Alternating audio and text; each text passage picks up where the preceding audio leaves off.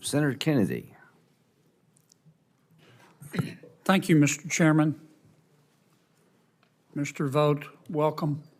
Thank you, Senator.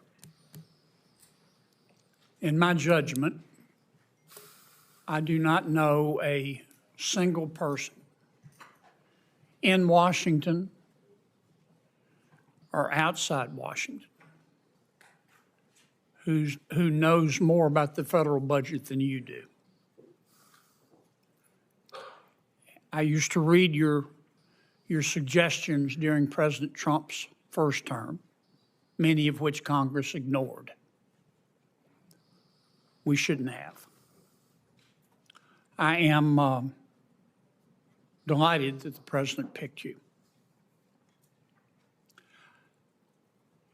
I have read that since 2019,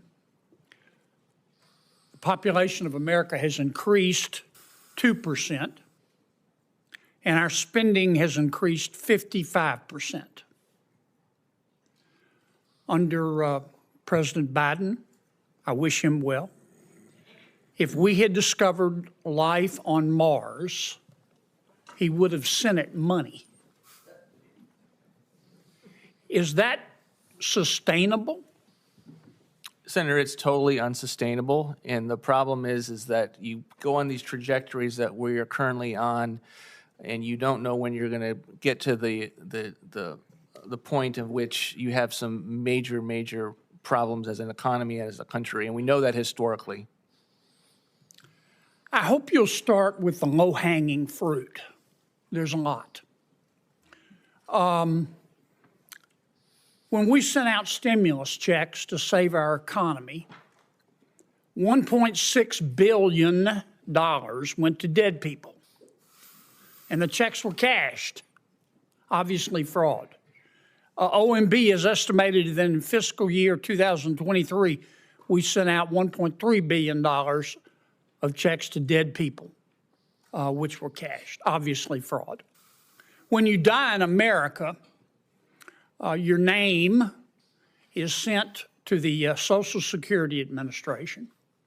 As you know, you become part of the master death file.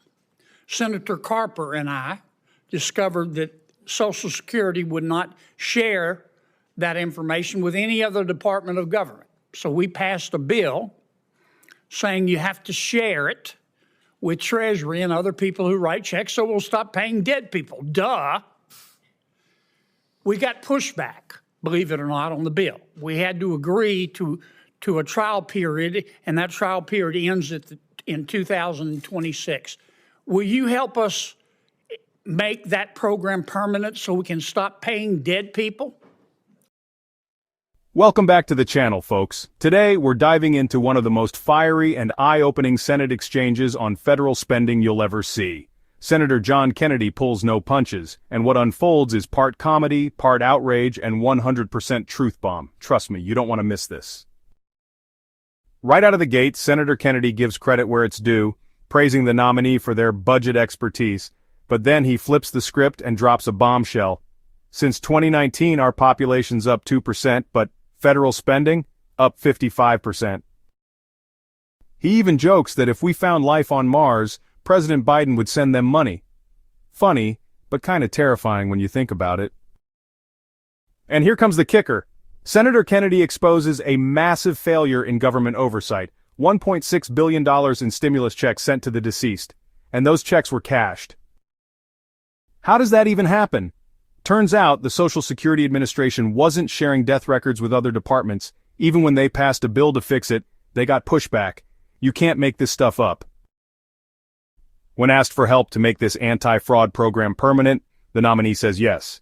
But then Kennedy drops some real talk. If you challenge the swamp, they'll call you crazy. Yes, Senator.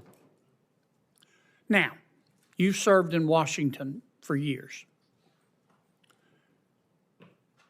You're going to be challenging the status quo. You're going to be called crazy. Many people also called Noah crazy. And then the rains came.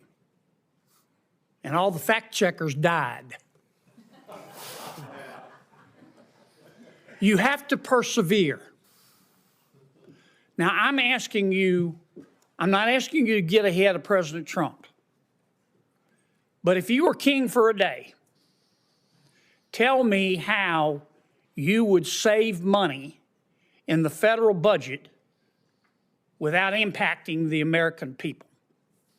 Thank you, Senator. I think it's the strategy that we had in the first term, which is to go really and take a very close look at the agencies that are spending and wasting money, and I believe weaponized at times against the American people. When they put a 77-year-old Navy veteran in jail, Joe Robertson, for 18 months for building 4 ponds on his ranch to be prepared for wildfires, that's the EPA.